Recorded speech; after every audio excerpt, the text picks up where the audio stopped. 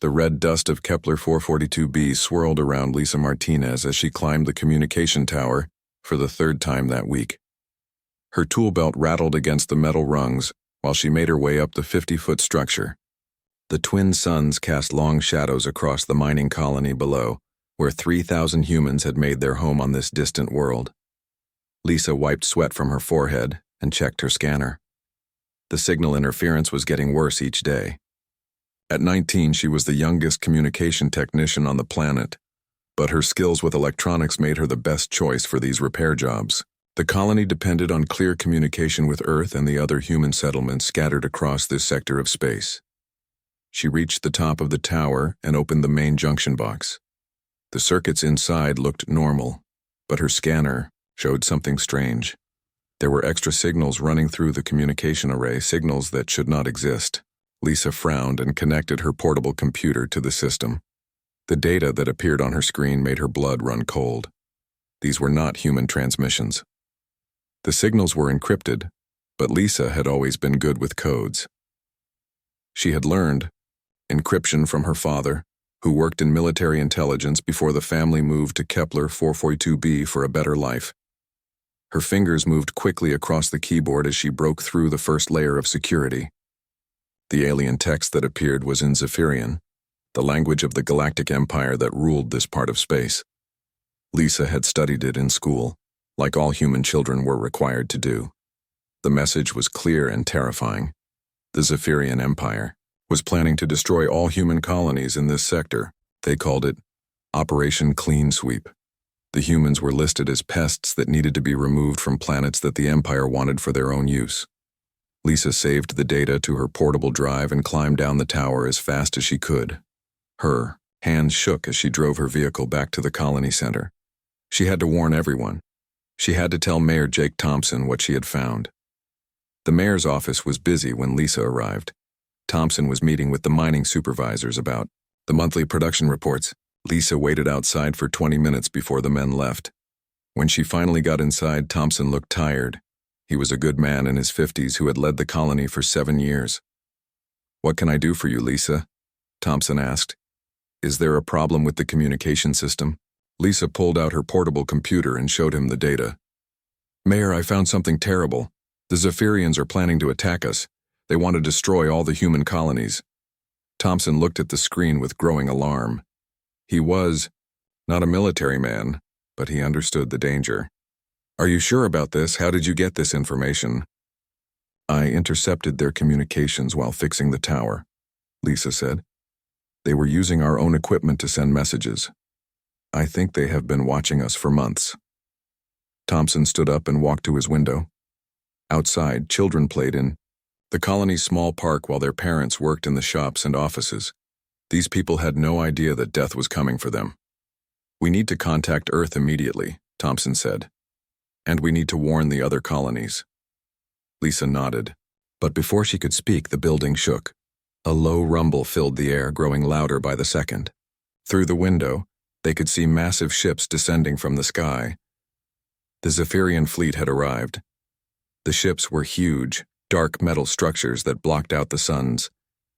They landed in the open areas around the colony, crushing buildings and vehicles under their weight.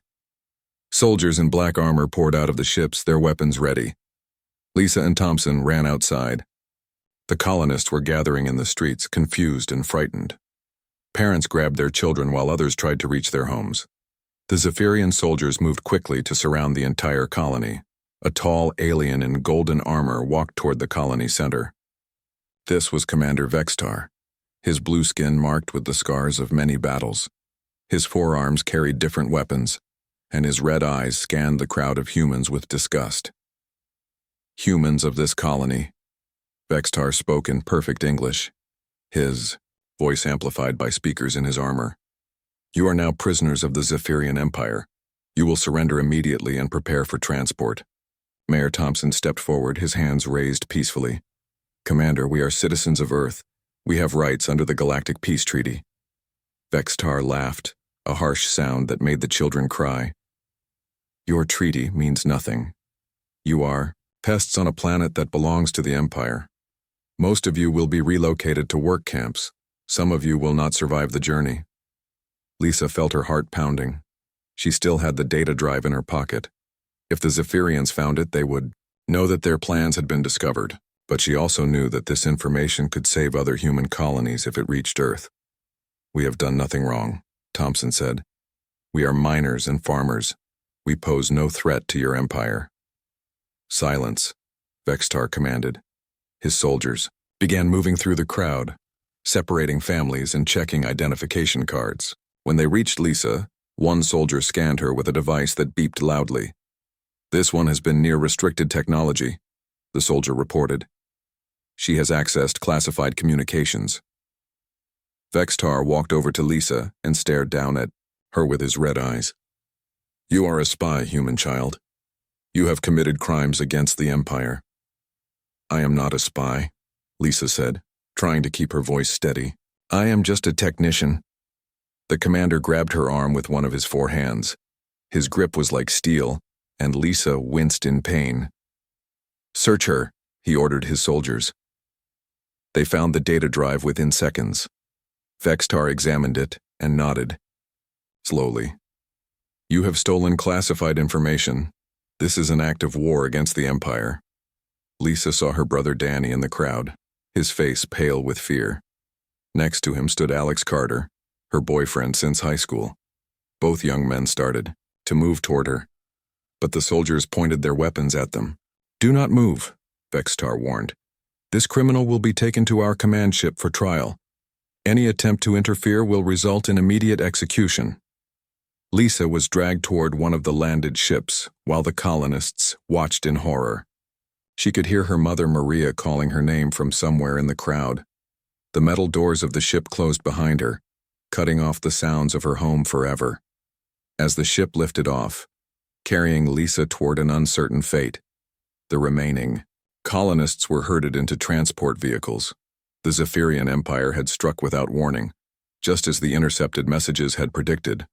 But now, only Lisa knew the full extent of their plans, and she was their prisoner. The Zephyrian command ship was massive beyond anything Lisa had ever seen. As her transport docked inside the main bay, she stared through the small window at rows of fighter ships and weapons that could destroy entire planets. The ship's interior was dark metal and harsh lights built for war rather than comfort. 2 guards escorted Lisa through long corridors filled with alien soldiers. The Zephyrians were tall and strong, with blue skin and 4 arms each. They looked at her with hatred in their red eyes. To them, she was nothing more than a dangerous pest that needed to be eliminated. They placed her in a small cell with metal walls and no windows. A force field blocked the doorway, crackling with blue energy. Lisa sat on the hard bench and tried to think. She knew that her people on Kepler 442b were probably dead or imprisoned by now. The data she had stolen was the only proof of the Empire's plans to destroy all human colonies. Hours passed before anyone came to see her. When the force field finally dropped, a nervous human man entered the cell.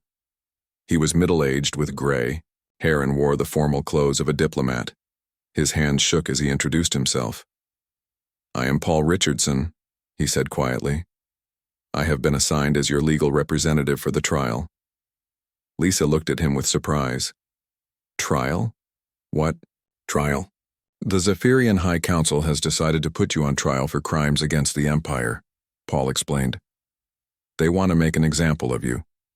The trial will be broadcast across the galaxy so that all species can see what happens to those who oppose Zephyrian rule. What are the charges? Lisa asked. Paul opened a tablet and read from it. Espionage against the Empire, terrorism, theft of classified information, and crimes against the natural order. He looked up at her with sad eyes. I must tell you honestly, Lisa. This trial is just for show. They have already decided that you are guilty. Lisa felt cold fear in her stomach, but she kept her voice steady. Then why have a trial at all? Because they want the galaxy to see human weakness, Paul said. They want other species to be afraid. When they execute you on live broadcast, it will send a message to anyone who thinks about rebelling. The word execute hit Lisa like a physical blow. She had known this might happen, but hearing it spoken aloud made it real. She was going to die, and her death would be used to terrorize billions of beings across the galaxy. "How long do I have?" she asked. "The trial is tomorrow," Paul said. "I will do everything I can to defend you, but you must understand that I have no real power here. The Zephyrians control everything." After Paul left, Lisa sat alone in her cell and thought about her family. Her parents, Maria and Robert, had moved to Kepler 442b to give their children a better life. Her brother Danny was only 16 and still in school. Alex Carter, her boyfriend, had plans to ask her to marry him after she finished her engineering studies. Now they might all be dead, and she would join them soon. The next morning, guards came to take her to the trial. They had given her clean clothes, but they were gray prison garments that marked her as a criminal. Her hands were bound with energy shackles that would shock her if she tried to escape. The trial chamber was huge, with cameras positioned everywhere to record every moment. Hundreds of Zephyrian officials sat in raised seats around the room, looking down at her like judges. At the center of it all sat Supreme Chancellor Thisakol, the ruler of the entire empire. Thisakol was ancient and powerful, his blue skin marked with gold tattoos that showed his rank. His forearms were decorated with rings of office, and his red eyes burned with cold intelligence. When he spoke, his voice carried the authority of someone who controlled the lives of trillions of beings. "The accused will stand," Thisakol commanded. Lisa stood straight and looked directly at him. She would not show fear or beg for mercy. If she was going to die, she would die with dignity. "Lisa Martinez of Earth," the Chancellor continued. "You stand accused of crimes against the Zephyrian Empire. How do you answer these charges?" Paul Richardson stood up to speak for her, but Lisa spoke first. "I am not guilty of any crime. I discovered that your empire plans to murder innocent people, and I tried to warn them. If that is a crime in your law, then your law is wrong." Angry voices rose from the Zephyrian officials. Several demanded that she be executed immediately for her disrespect. Thisakol raised one hand for silence. "The accused shows the typical arrogance of her species," he said. "Humans believe they have the right to exist wherever they choose, to take resources that belong to superior races. This cannot be allowed to continue." The trial lasted 4 hours, but it was exactly what Paul had warned her it would be. Witnesses testified about Lisa's crimes, but she was not allowed to question them. Evidence was presented, but none of it was true. The Zephyrians claimed she was part of a terrorist organization that planned to destroy their empire. Paul tried his best to defend her, pointing out that she was just a young technician who had stumbled onto classified information. He argued that she deserved mercy because of her age and lack of military training. But his words fell on deaf ears. When all the false evidence had been presented, Thisakol stood to deliver the verdict. The cameras focused on his face as he spoke to the galaxy. "The evidence is clear," he announced. "The accused is guilty of all charges. The sentence is death by neural disintegration, to be carried out tomorrow and broadcast live across all Imperial channels. Let this be a warning to all who would defy the natural order of the galaxy." Lisa felt her knees go weak, but she forced herself to remain standing. Around the galaxy, billions of beings watched as a 19-year-old human girl was sentenced to die for trying to save her people. On Earth, her parents collapsed in grief as they watched the broadcast.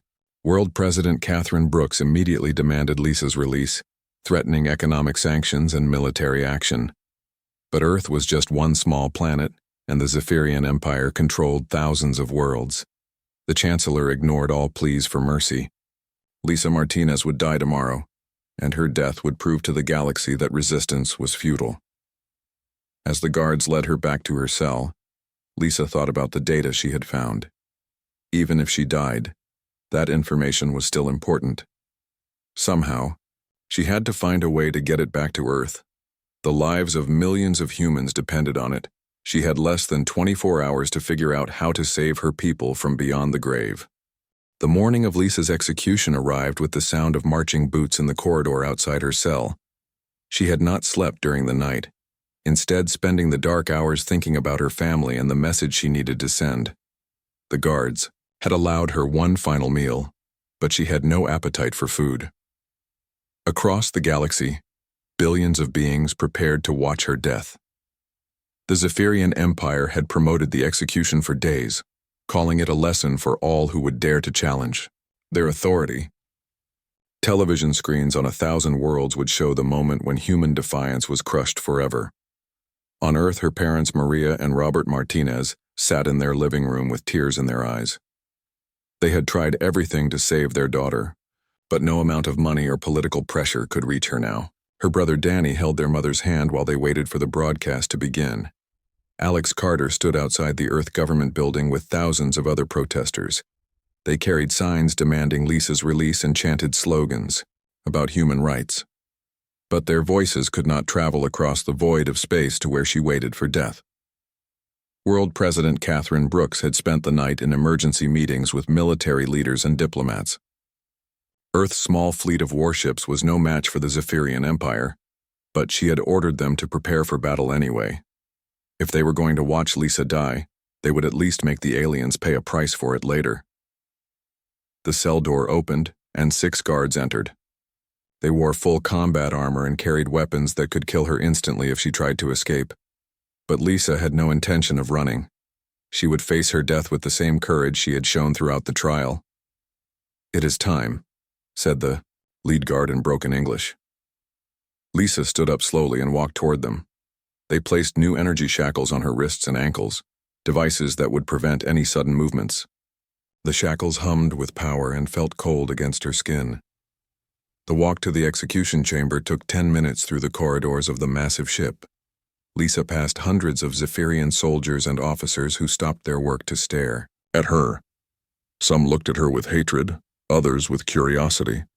A few seemed almost sad, as if they understood that killing a young girl was not something to celebrate. The execution chamber was the ship's main bridge, a huge room filled with control stations and viewing screens. Cameras had been positioned at every angle to capture the moment of her death. Thousands of Zephyrian officials crowded around the edges of the room, all wanting to witness this historic event. At the center of the bridge stood the neural disintegrator, a chair-like device surrounded by gleaming metal tubes and energy coils. The machine was designed to destroy the nervous system instantly, causing death without physical damage to the body. It was considered a merciful form of execution by Zephyrian standards. Supreme Chancellor Thysicol waited beside the device, wearing his finest ceremonial robes. His forearms were decorated with golden bands, and his red eyes gleamed with satisfaction. This execution would cement his power and prove to the galaxy that the Zephyrian Empire could not be challenged. "Bring the prisoner forward," Thysicol commanded. The guards pushed Lisa toward the center of the room. She could see the cameras focused on her face, transmitting her image to billions of viewers across the galaxy. She thought about all the people watching her, both friends and enemies, and decided what her final message would be. "Citizens of the galaxy," Thysicol began, his voice amplified by speakers throughout the ship and broadcast to every world in the Empire. "Today you witness the fate of those who dare to oppose the natural order. This human criminal thought she could steal from us and threaten our security. Her death will remind all inferior species of their proper place." Lisa was forced to sit in the neural disintegrator. The metal restraints closed around her arms and legs, holding her in place. She could feel the energy building in the coils around her head, preparing to end her life in a few moments. "Before the sentence is carried out," Thysicol continued, "the condemned may speak final words. What do you have to say, human?" Lisa looked directly into the main camera. She knew that people on Earth were watching, but she also knew that millions of other beings throughout the galaxy were seeing her too. Many of them lived under Zephyrian rule, oppressed and afraid, just like the humans. "My name is Lisa Martinez," she said clearly. "I am 19 years old and I come from Earth.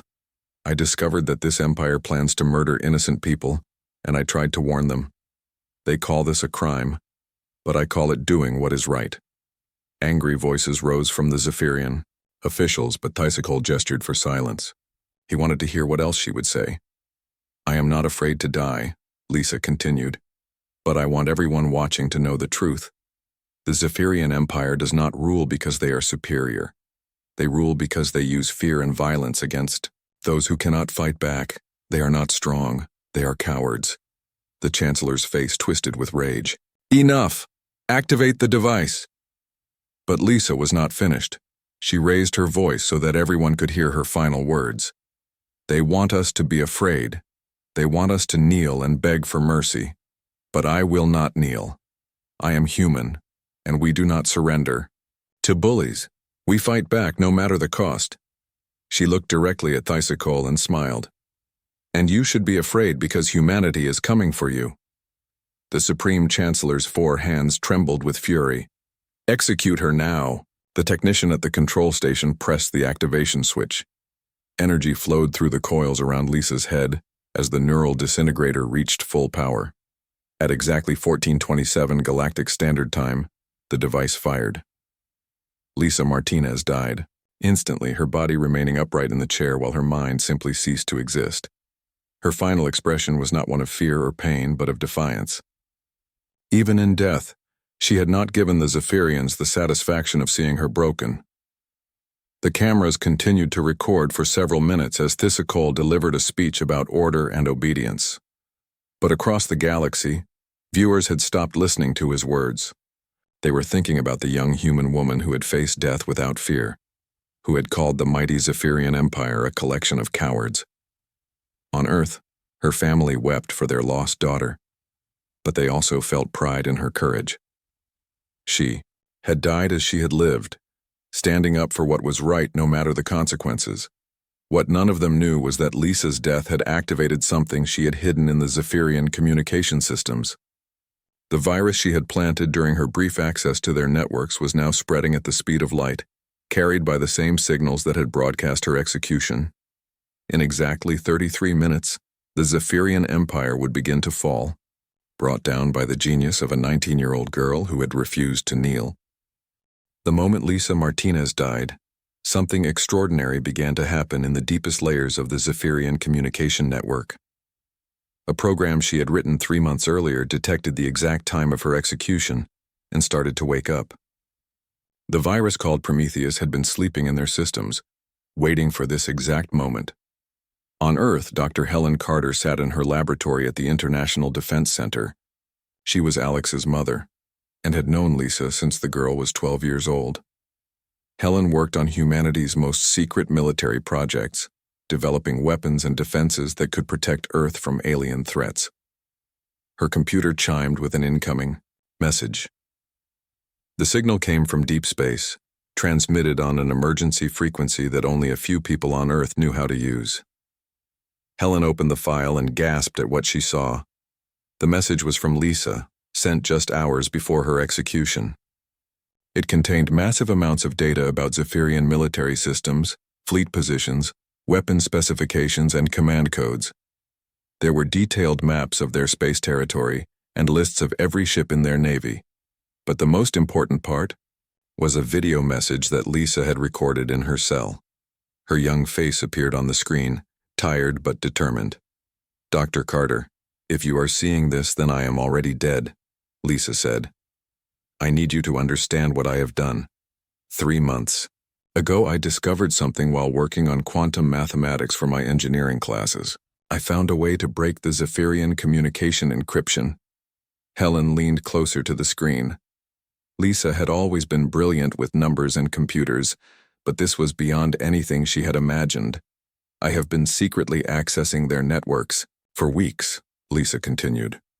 "I planted a virus in their quantum communication system. It is designed to activate when my life signs stop. The virus will turn their own technology against them."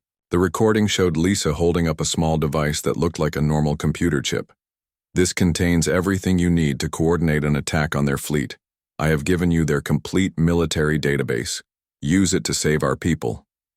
Helen called her assistant Dr. Mark Thompson into the laboratory. Together, they began analyzing the stolen Zephyrian data. What they found was shocking. The aliens had been planning to destroy human colonies for over a year, using Operation Clean Sweep to eliminate what they called pest species. "Look at these fleet positions," Mark said, pointing at a 3-dimensional map on their main screen. They have ships positioned around every human settlement. They were planning to attack all of us at the same time. Helen studied the technical specifications for Zephyrian weapons and ships. Lisa had somehow obtained the most classified information in their empire. This data is incredible. We can see every weakness in their technology. Lisa has given us a way to fight back. But even as they worked, something much more dramatic was happening in Zephyrian space. The Prometheus virus was spreading through their quantum network faster than their technicians could detect it. The program was elegant in its design, using the aliens' own communication system to carry destruction to every corner of their empire. On the command ship where Lisa had died, the first signs of trouble appeared exactly 20 minutes after her execution. Navigation computers began showing incorrect star positions. Weapon targeting systems started locking onto friendly ships instead of enemies. Life support monitors displayed false readings about air quality and temperature. Technical officer Zach Vell noticed the problems first. He was responsible for maintaining the ship's computer systems and had never seen anything like this before. "Commander Vextar, we are experiencing widespread system failures," he reported. Vextar was still celebrating Lisa's execution with other officers in the command center. The successful broadcast had been watched by billions of beings across the galaxy, proving Zephyrian power to all who might think of rebelling. "What kind of failures?" Vextar demanded. "Explain yourself." "Sir, our navigation is reporting that we are in 17 different locations at the same time," Zach Vell said nervously. "The weapons systems are targeting our own escort ships. The medical bay computers think the air is poisonous." Vextar walked over to look at the displays. The screen showed chaos that made no sense. According to the computers, their massive ship was somehow underground on a planet, in deep space and inside a star all at the same time. "Fix it immediately," Vextar ordered. "This must be some kind of technical malfunction." But the problems were spreading to other ships in the fleet. Within minutes, reports came in from dozens of vessels experiencing the same impossible failures. Ship captains called for help as their computers showed them false information about everything, from fuel levels to enemy positions. Supreme Chancellor Thysicol was in his private chambers when his aide brought news of the spreading chaos. At first, he did not believe what he was being told. How could the most advanced technology in the galaxy suddenly stop working properly? "Bring me a full report," Thysicol demanded. "I want to know exactly what is happening and how to stop it." The report that came back was terrifying. The virus was not just affecting a few ships. It was spreading through the entire Zephyrian communication network, jumping from system to system faster than their technicians could track it. Every ship, space station, and planetary defense grid connected to the network was being infected. Dr. Helen Carter watched the chaos unfold from her laboratory on Earth. Lisa's virus was transmitting data back to Earth, showing them exactly what was happening to the Zephyrian fleet. The young woman had created something that turned their greatest strength into their greatest weakness. The Zephyrian Empire controlled thousands of worlds through their instant communication network. Orders from the capital could reach any planet in minutes, allowing them to coordinate massive military operations across the galaxy. But now that same network was carrying a virus that made their technology unreliable. "She did it," Helen whispered, as she watched Zephyrian ships begin to fire on each other by mistake. Lisa actually did it. She found a way to bring down their entire empire. The virus was not destroying Zephyrian computers directly. Instead, it was feeding them false information that made their own systems turn against them. Navigation computers sent ships into dangerous areas. Weapon systems identified friends as enemies. Environmental controls made life support unreliable. Most importantly, the virus was making it impossible for the Zephyrians to coordinate their military forces. Ship captains could not trust the orders they received because they might be false commands generated by the virus. Ground commanders lost contact with their fleets. The Empire's iron control over the galaxy was crumbling in real time. Helen sent an emergency message to World President Catherine Brooks. "Madam President, Lisa, Martinez has given us a chance to strike back. The Zephyrian fleet is in chaos. We need to mobilize our forces immediately." Earth's small military had never been a match for the vast Zephyrian Empire. But with their technology turning against them and their communications network corrupted, the aliens were vulnerable for the first time in centuries. As Helen prepared the data for Earth's military commanders, she thought about the 19-year-old girl who had made this all possible. Lisa had known she would die, but she had also known that her death could save millions of lives. The Prometheus virus continued to spread, jumping to new systems every second. In exactly 13 minutes, it would reach critical mass and bring down the Zephyrian Empire completely. Lisa Martinez was dead, but her final gift to humanity was just beginning to unfold. 30 minutes after Lisa's execution, the Prometheus virus reached critical mass throughout the Zephyrian Empire. What had started as small computer glitches was now spreading like wildfire through every connected system in their vast network. Ships, space stations, planetary defenses, and communication centers all began receiving false information that turned their own technology into weapons against them. Admiral Susan Clark stood in the command center of Earth's largest military base, watching displays that showed the chaos spreading through Zephyrian space. She was a veteran of 3 wars and had never seen anything like this before. Enemy ships were firing on their own allies while their navigation system sent them into asteroid fields and gravity wells. "Ma'am, we're receiving the complete Zephyrian military database from Dr. Carter," reported Lieutenant Ben Rogers. "The information includes fleet positions, weapon specifications, and command codes for their entire navy." Susan studied the data with growing amazement. Lisa Martinez had somehow stolen the most classified secrets in the galaxy and transmitted them to Earth just before her death. The young woman had given humanity everything they needed to fight back against their oppressors. "Send orders to all available ships," Susan commanded. "We launch Operation Payback in 1 hour. Target the Zephyrian fleets around our colonies first, then move on to their military bases." Earth's navy was small compared to the massive Zephyrian Empire, but they had advantages now that they had never possessed before. They knew exactly where every enemy ship was located and what weapons it carried.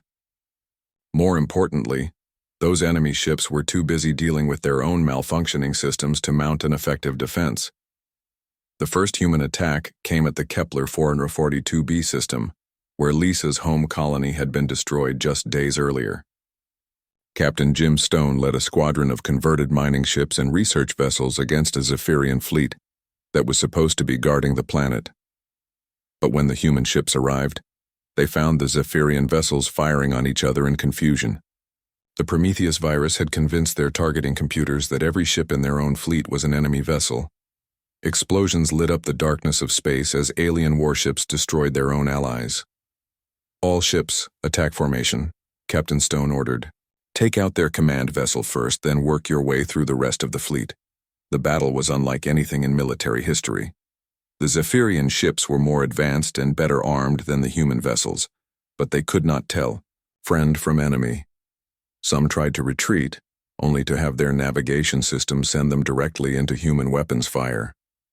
Others attempted to surrender, but their communication systems were sending false messages that confused everyone. Within 2 hours, the entire Zephyrian fleet at Kepler 442b was destroyed or captured. Captain Stone's forces rescued over 1,000 human prisoners from the alien ships, including Danny Martinez and many other survivors from Lisa's colony. The victory at Kepler 442b was just the beginning. Similar battles were taking place around every human settlement as Earth's small navy struck at confused and disorganized Zephyrian forces. The aliens' technological superiority meant nothing when their own computers were working against them. But the human uprising was not the only rebellion taking place. Across the galaxy, other species that had been enslaved by the Zephyrian Empire saw the chaos and realized their chance had come. The virus spreading through the alien network was giving everyone an opportunity to strike back at their oppressors. On the water world of Cetacea Prime, the aquatic cetacean people had been forced to harvest resources from their ocean floors for the Empire. Their leader, Commander Reef Song, had been planning a rebellion for years but had never found the right moment to act. Now, as Zephyrian orbital stations lost contact with their planetary bases, Reef Song gave the order his people had been waiting for. Cetacean warriors swam to underwater communication cables that connected the alien facilities and cut them with precision tools. Within hours, the Zephyrians on Cetacea Prime were completely isolated from their empire. The plant-like Verdani people had a different approach to rebellion. They had been forced to grow food for the empire on dozens of agricultural worlds, but they had always retained control over their own biology.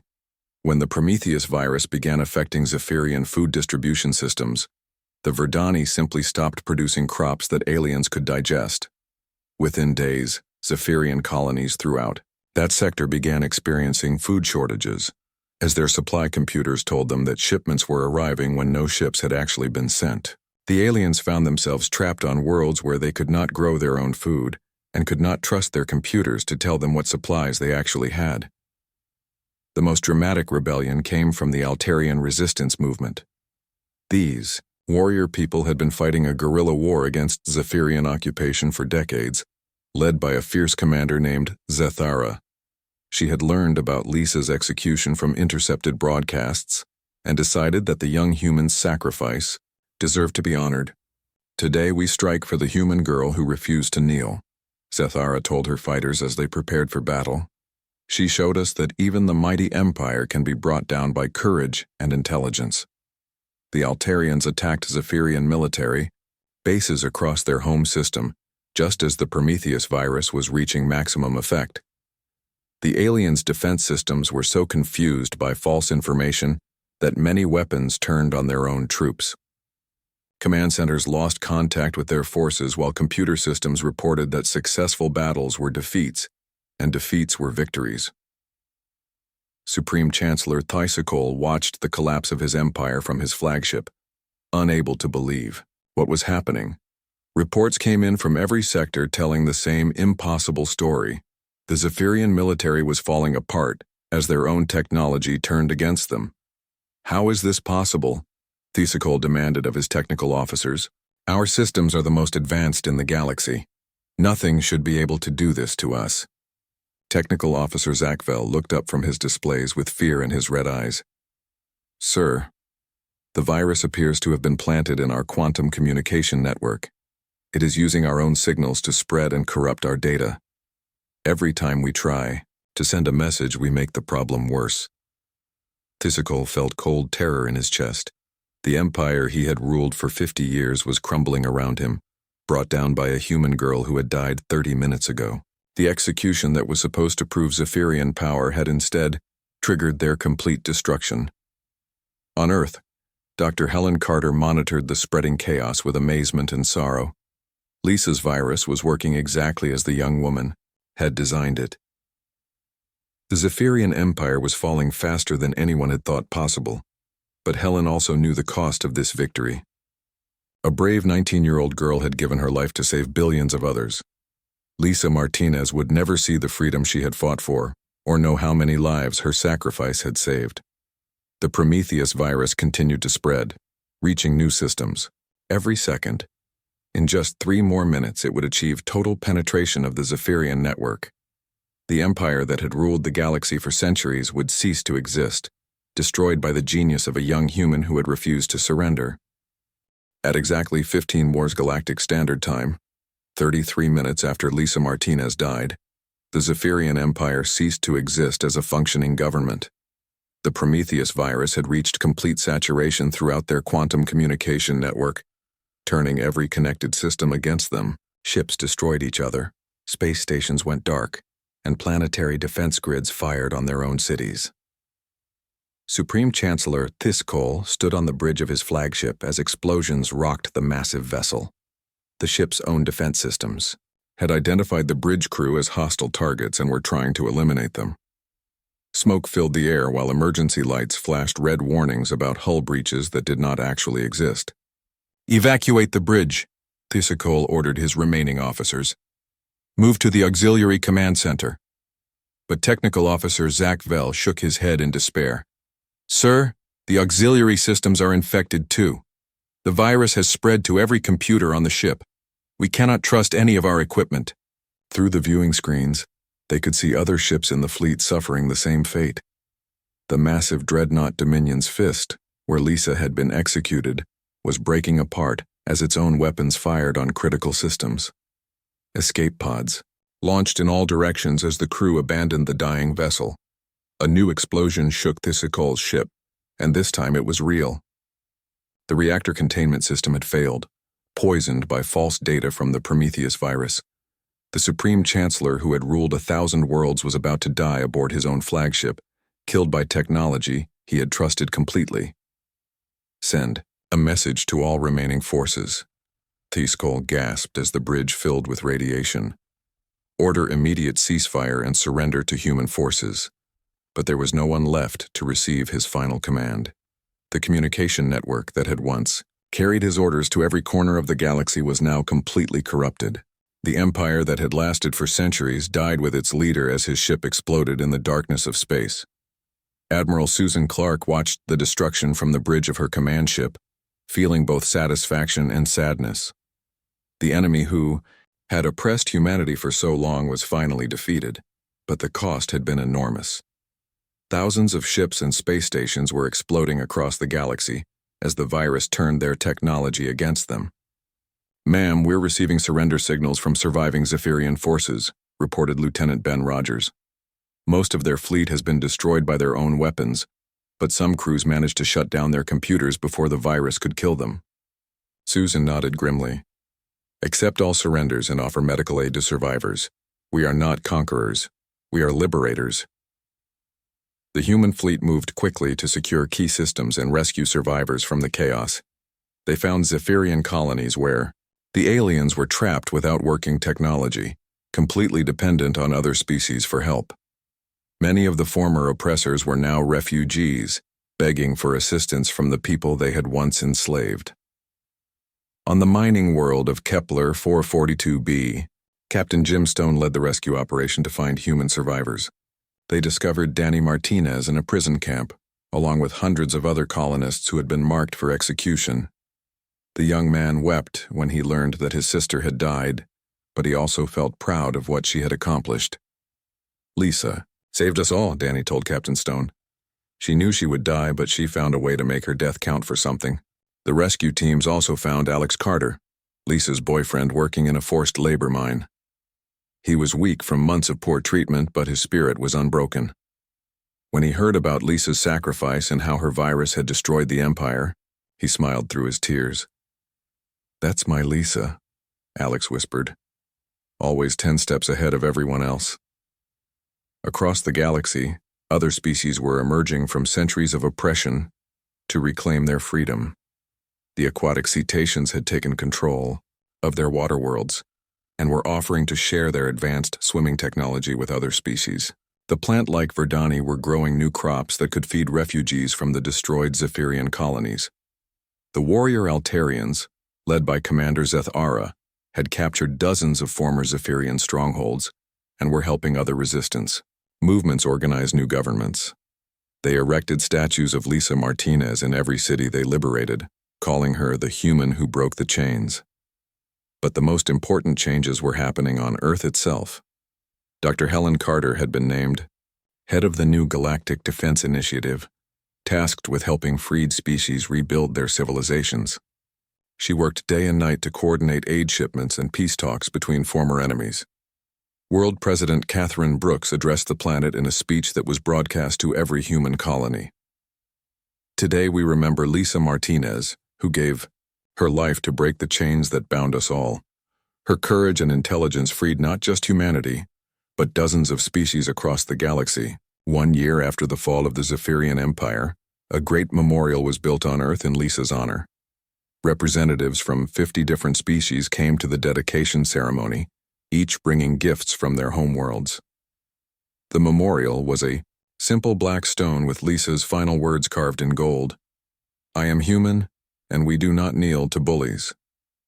Danny Martinez, now a student at the Galactic Engineering Academy, gave a speech at the ceremony. "My sister believed that knowledge and courage could overcome any enemy," he said. "She was right. Today, children of every species learn in schools instead of working in mines. That is her real monument." Alex Carter, who had become a teacher at the academy, often told his students about Lisa's genius and sacrifice. He explained, how she had turned the Empire's greatest strength into their fatal weakness, using their own communication network to carry the virus that destroyed them. The former Zephyrian capital world had been transformed into a center for galactic cooperation. Former slaves and former masters worked together to build new institutions based on equality rather than oppression. In the central square stood a magnificent statue of Lisa Martinez, her face turned toward the stars she had helped to free. The inscription at the base of the statue contained her final message to her family, discovered in her cell after her death. Sometimes the smallest spark can ignite the greatest fire. Don't mourn for me. Celebrate what we've built from the ashes. Children of many species would gather around the statue to hear stories about the human girl who refused to surrender. They learned that courage was not the absence of fear, but the willingness to do what was right, despite being afraid. They learned that one person, no matter how young or powerless they seemed, could change the course of history. The Prometheus virus had long since been purged from the galactic communication networks, but its effects would last forever. An empire that had seemed invincible had fallen in 33 minutes, brought down by the intelligence and sacrifice of a 19-year-old engineering student who believed that freedom was worth dying for. Lisa Martinez had kept her promise. Humanity had come for their enemies and they had won. But more importantly, they had shown the galaxy that the strongest empires could be defeated by the simple refusal to kneel before tyranny. Her story became legend, told on 1,000 worlds, to remind future generations that evil could always be defeated by those brave enough to stand against it. The girl who died to save the galaxy had become immortal, living on in the freedom she had given to billions of beings who would never again have to fear the darkness of oppression.